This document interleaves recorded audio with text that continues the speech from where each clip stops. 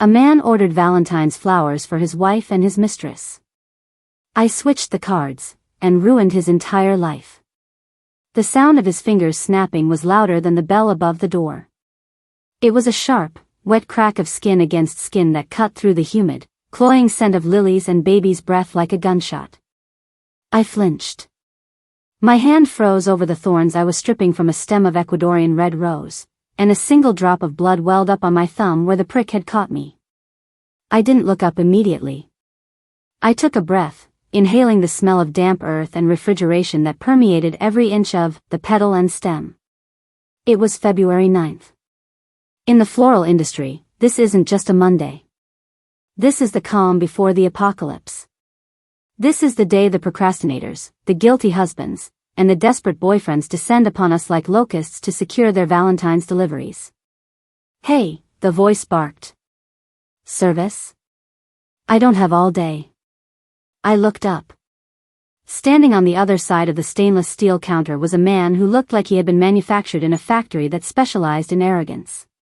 He was wearing a suit that cost more than my annual rent, a watch that looked heavy enough to anchor a boat, and an expression of pure, unadulterated disdain.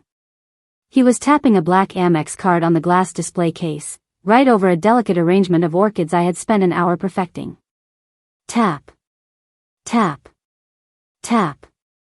Good morning, sir, I said, wiping my bloody thumb on my apron. I'll be right with you. I just need to put these in water. I'm in a rush, he snapped, checking his watch. I need 2 orders. Delivery. And I need them to be impressive. I don't want any of that carnation garbage you push on the cheapskates.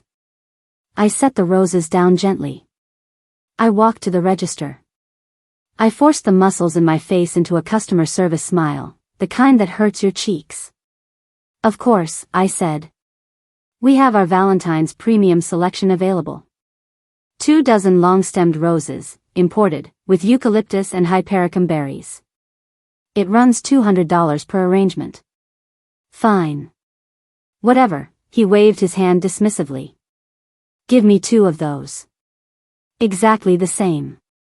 2 identical arrangements? I clarified, typing into the POS system. Did I stutter? He sneered. 2. Delivered to 2 different addresses. Can you handle that, or is the math too complicated for a shop girl?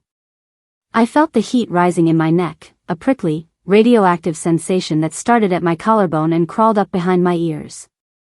My vision went a little blurry at the edges. I have a master's degree in botany. I own a share of this shop. But to this guy, I was just the help. I can handle it, I said, my voice tight. I need the addresses and the card messages. He pulled out a gold pen from his pocket. He didn't hand it to me. He grabbed 2 of the small, cream-colored card envelopes from the counter holder and started writing. He shielded his work with his arm, like a child taking a test, but he wasn't careful enough. He finished the first one and slid it across the glass. To Mary. Address, 402 Maple Drive, Oakwood. I froze. 402 Maple Drive. I knew that address. I knew that house. And more importantly, I knew Mary. Mary wasn't just a random name. Mary was Mary Jenkins. We went to high school together 15 years ago. We weren't best friends, but we were lab partners in chemistry.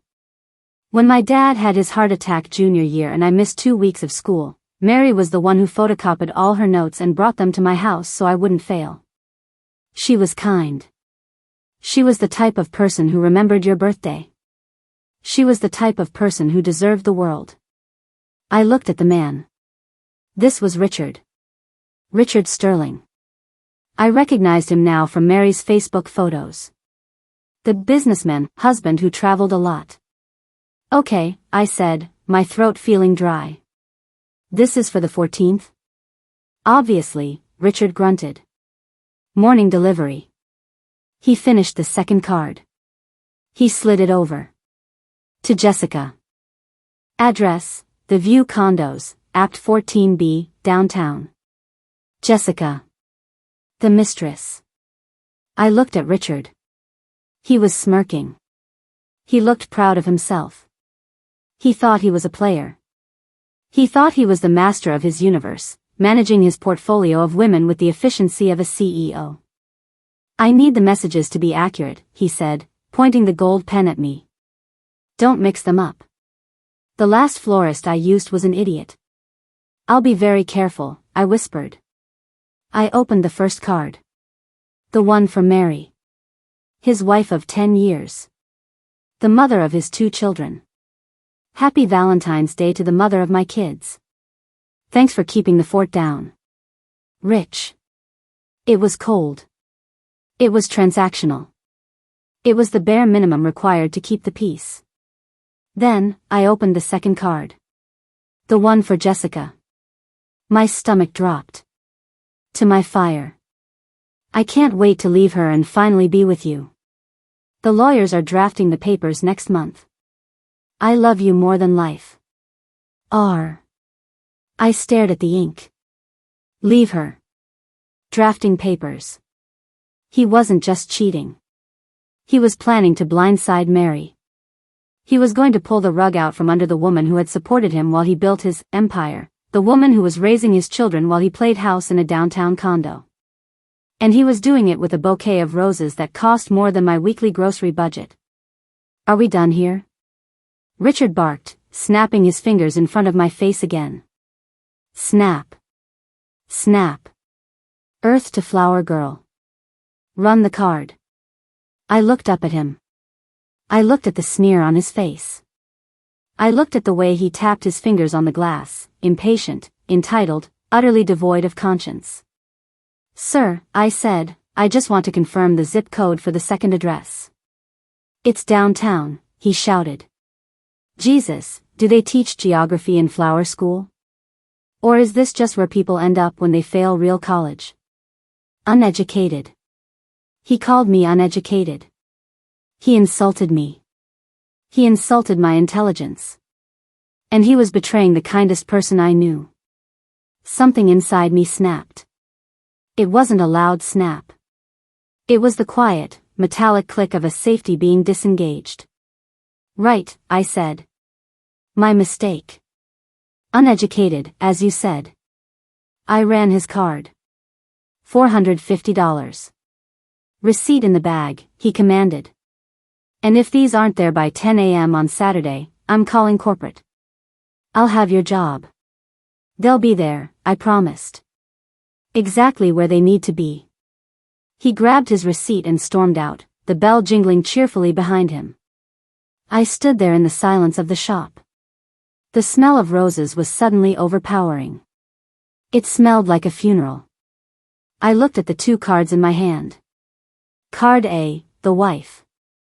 The victim. Card B, the mistress. The future. I looked at the 2 bouquets I had already prepped in the cooler. Identical. Red. Expensive. I picked up card B. The one that said, I can't wait to leave her. And I slid it into the plastic fork that would go into Mary's bouquet. I watched my hands move as if they belonged to someone else. It was a precise, surgical operation. I took the card meant for Jessica, to my fire. I love you more than life, and I tucked it securely into the envelope marked Mary. I sealed it with a gold heart sticker. I pressed it down hard, sealing Richard's fate. Then, I took the card meant for Mary, thanks for keeping the fort down, and I slid it into the envelope marked Jessica. I walked into the walk-in cooler. The cold air hit me, biting through my sweater. I found the 2 orders. Order number 4922, Mary Sterling. Order number 4923, Jessica Vane. I placed the bouquets on the prep table. I checked the roses. They were perfect. Deep, blood red. The kind of red that signifies passion or danger. I jammed the plastic card forks into the floral foam. Mary got the confession. Jessica got the insult. I loaded them onto the delivery cart for the morning route. Our driver, Ben, is a sweet old guy who listens to audiobooks and never asks questions. Special delivery? Ben asked, shuffling in from the back door, blowing on his hands to warm them up. Very special, I said. Ben, make sure these get there by 10 a.m. The customer was adamant. You got it, boss, Ben saluted. Priority 1. I went home that night, but I didn't sleep. I lay in bed, staring at the ceiling, replaying the snap of his fingers. Snap. Snap. I thought about Mary. I thought about how she used to share her lunch with me when I forgot mine. I thought about the photos of her kids on Facebook, smiling, oblivious to the fact that their father was planning to abandon them for a condo downtown. Was I crossing a line? Was it my place to blow up a family? Then I remembered his voice. Do they teach geography in flower school? He didn't just disrespect me. He disrespected her. He was going to leave her anyway. He was going to blindside her. I was just accelerating the timeline. I was giving her the truth, wrapped in cellophane and baby's breath. Tuesday morning. February 10th, Valentine's week. I opened the shop at 8 a.m. I made coffee. I unlocked the register. At 10:15 a.m., the phone rang. My heart hammered against my ribs. The Petal Stem, this is Linda, I answered. Linda? It was a woman's voice. Shaky. Breathless. Mary? I asked. I recognized her voice instantly, even after 15 years. Is this Linda form chemistry? Yeah, Mary. It's me. There was a silence on the line. A heavy, suffocating silence. Then, a sob. A single, choked sound of devastation. He sent flowers, Mary whispered. Richard sent flowers. I know, I said softly. I took the order. Linda, the card, she said, her voice gaining a sudden, terrifying strength. Did he write this? Or was it a mistake? Please tell me it was a mistake. Please tell me you mixed up the cards. This was the moment. I could lie. I could say, oh my God, yes, I mixed them up, I'm so sorry. I could save my job. I could save the shop from a bad review. But I didn't want to save Richard. Mary, I said, leaning against the counter. He came in yesterday. He ordered 2 bouquets. Identical. One for you. One for a woman named Jessica at the View condos. He wrote the cards himself. I heard a sharp intake of breath. 2 bouquets, she repeated. Yes. He was very specific. He told me not to mix them up. But, he was rude, Mary. He was horrible. And when I saw your name, I just couldn't let him do it. I couldn't let him walk away thinking he had fooled you. So you swapped them, she asked. I swapped them, I confirmed. I wanted you to know. Read it to me, Mary. What does it say? It says. She choked, then cleared her throat. To my fire. I can't wait to leave her and finally be with you. The lawyers are drafting the papers next month. He's planning to leave, I said. Next month. He's sitting in the kitchen right now, Mary said. Her voice went cold. Ice cold. He's eating eggs. He kissed me this morning. He told me he had a business trip next week. The business trip is probably Jessica, I said. Thank you, Linda, Mary said. Thank you. The line went dead. I put the phone down. My hands were shaking. But the show wasn't over. At 11 a.m., the door to the shop flew open so hard it slammed against the stopper. Richard marched in. He looked deranged. His tie was crooked.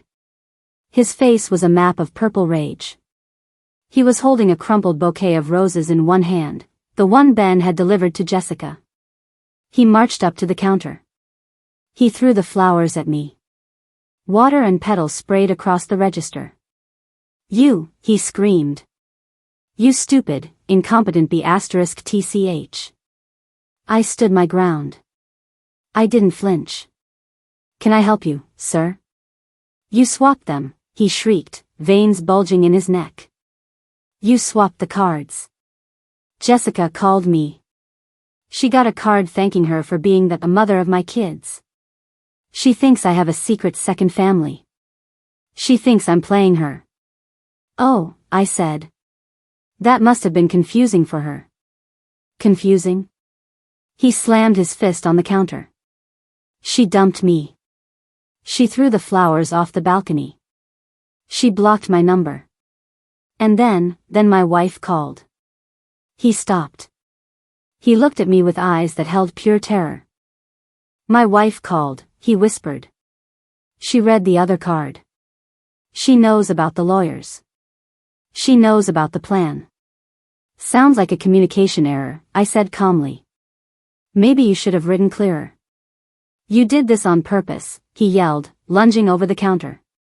You did this to ruin me. I stepped back, out of his reach.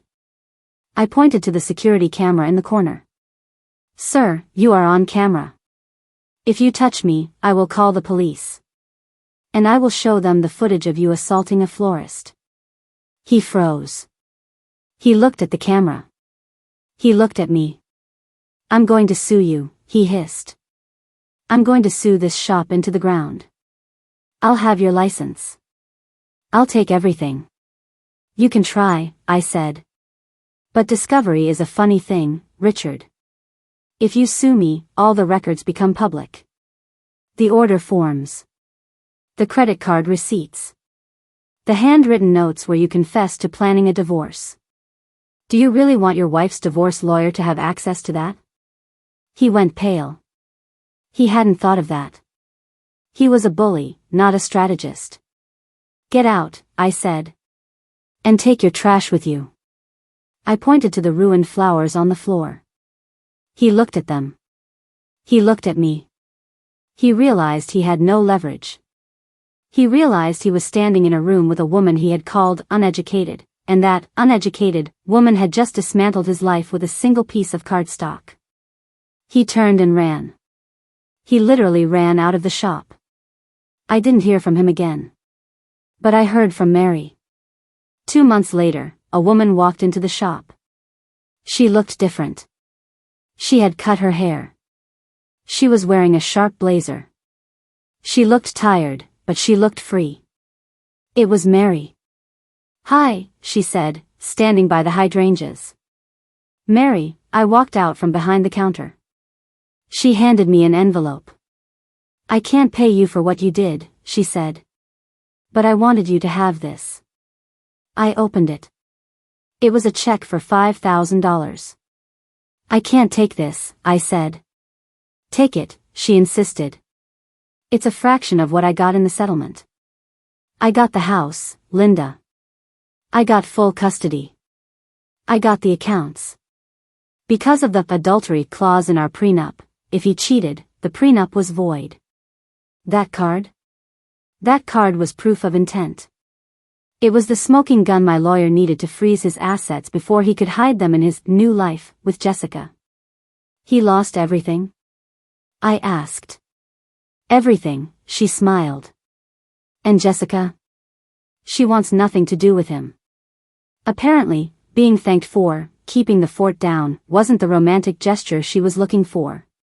She thinks he's a liar and a creep. Mary laughed. It was a genuine laugh.